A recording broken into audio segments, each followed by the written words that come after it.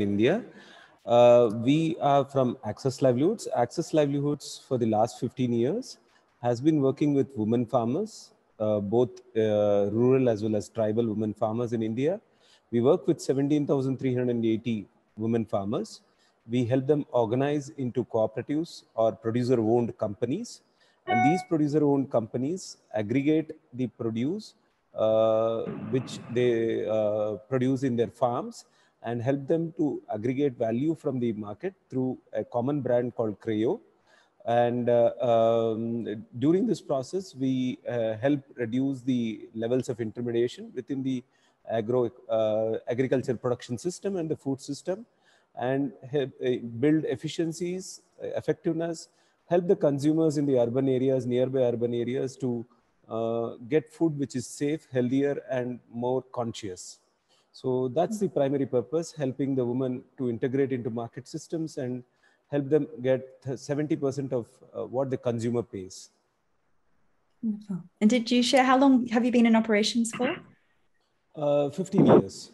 15 years, wonderful. Oh yeah, 15 Thanks years. So much. And we've been, the producer companies are doing very good business. In fact, some of them have grown to,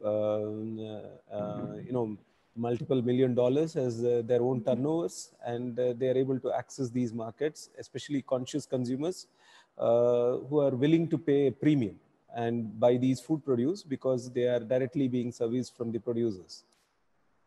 Wonderful. We're going to come back to that in a moment. I'd love to hear first from Dale. Do you want to share what you're doing with community markets for conservation in Zambia, though I believe you might be in Ethiopia at the moment?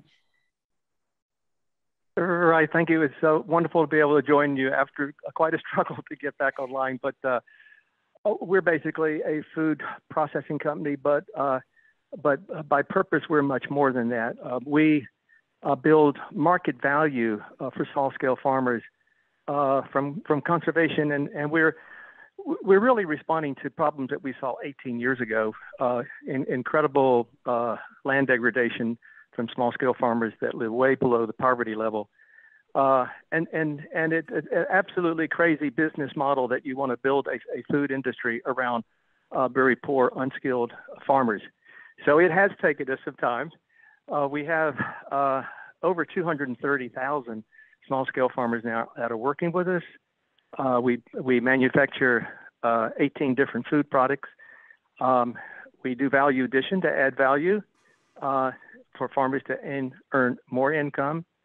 And we find premium markets in the export market. We have found that our small-scale farmers using regenerative farming practices have allowed us to go into the organic food product market.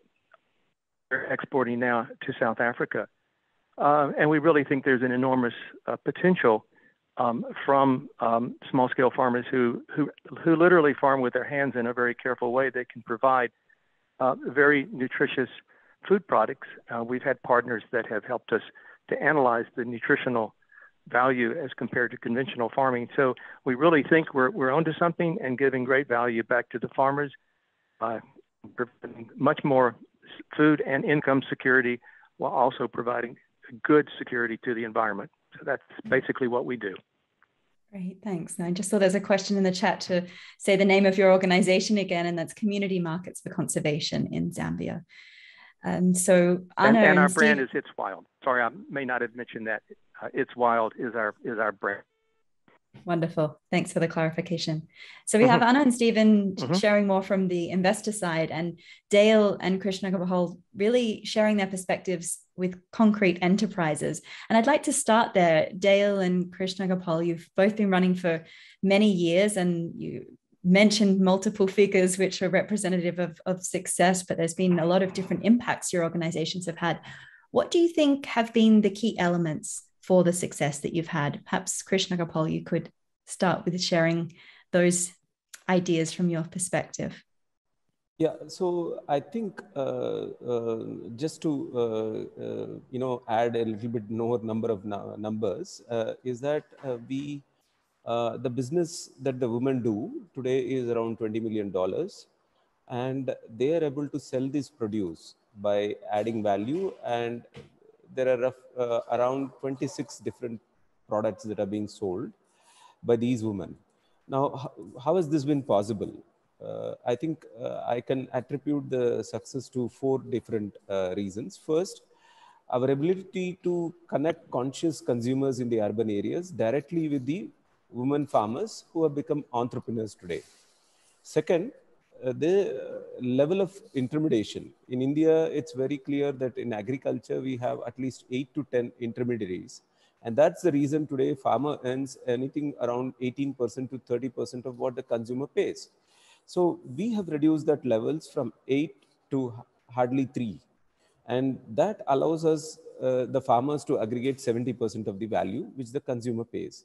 The third is by integrating women. Feminization of agriculture is very clearly happening within India. Farming is under a constant stress because of climatic factors, also because the income realizations have been very poor for the small and marginal farmers.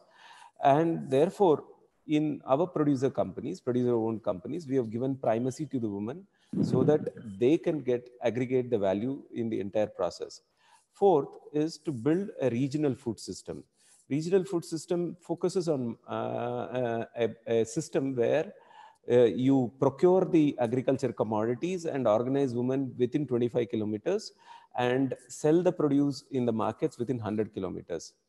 The opportunities that we see as we move forward is that there are many consumers in the urban areas of India willing to pay a premium of 20 to 30%, which we call it as affordable premium, for safe, healthy, and traceable food. I think it is important to emphasize on traceability because many people claim that produce is from regenerative agriculture or agroecological based system, but it's important to prove and be authentic in this entire process. Second, there has to be increased soil organic matter that improves resilience, productivity, and quality. So soil organic matter and soil moisture content are the 2 critical parameters on which local inputs have to be worked out, not the externally loaded chemical inputs. So that's the biggest opportunity, that the transition from chemical inputs to the local inputs. The third is in integrating technology, which will track the behavior changes as the farmers adopt agroecological process, is a big area which can be explored in the future. So these, I feel, are the key factors to success and the 3 opportunities that we have as we go on.